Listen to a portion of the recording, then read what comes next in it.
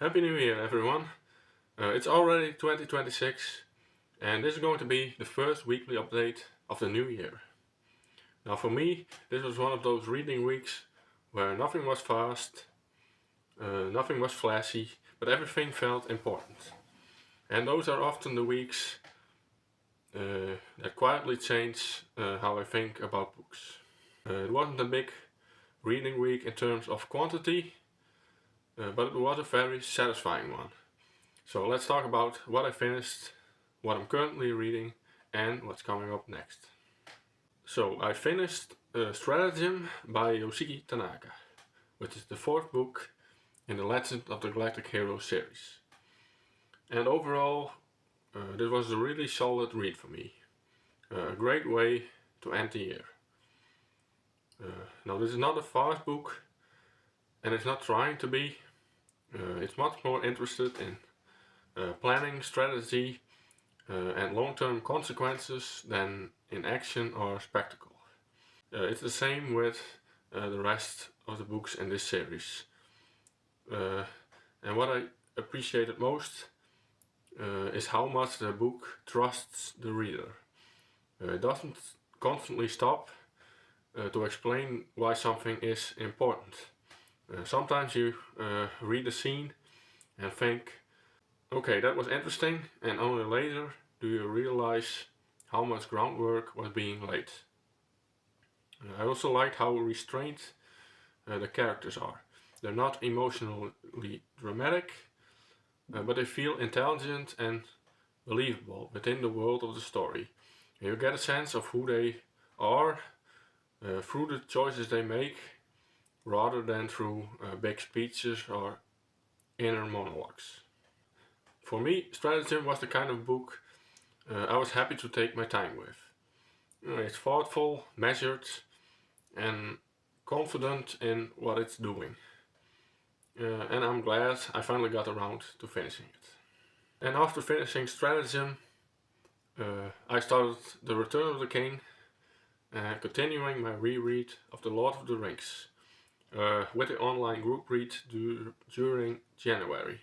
And even from the opening sections, this book feels different from the earlier volumes. There's this constant sense that everything is moving toward an ending. And that gives the story a lot of weight right from the start. And one thing I'm really noticing on this reread is how calm Tolkien is with his pacing. He's never in a hurry, and he's very comfortable letting scenes take their time. And I know that some readers struggle with that, but for me it really adds to the atmosphere. It makes the world feel lived in, and it makes the characters' choices feel heavier and more meaningful. Nothing feels rushed, and that sense of patience actually builds tension in its own way. Now, I'm still fairly early in this book, so I don't have any big conclusions yet, but I'm really enjoying settling into it. This feels like a book that rewards being read slowly, and that's exactly how I'm approaching it. And after I finish the first quarter of the book, I will start The Drawing of the Tree by Stephen King.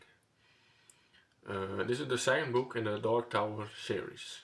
Now, last year I read The Gunslinger, the first book, and I actually liked it quite a lot.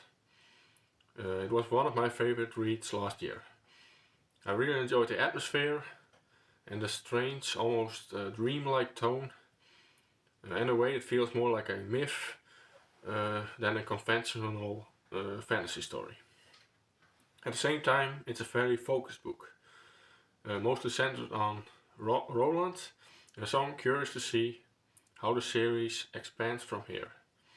And from what I've heard, The Drawing of the Tree is where the cast starts to grow and the story opens up in a much bigger way.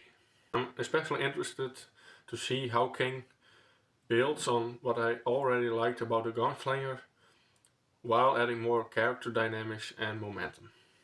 I'm going into this one genuinely excited and really curious to see how it develops the world and the series as a whole. And as for channel updates,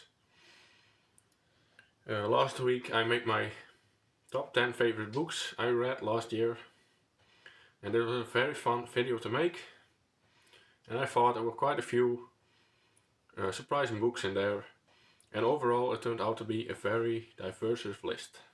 And next week will be my November and December wrap-up video, where I talk about all the books I read within this time, which were quite a few.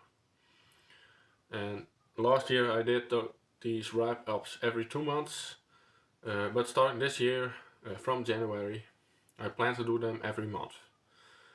Anyway, that's something to look forward to. So overall, this was a quieter reading week, but a really good one.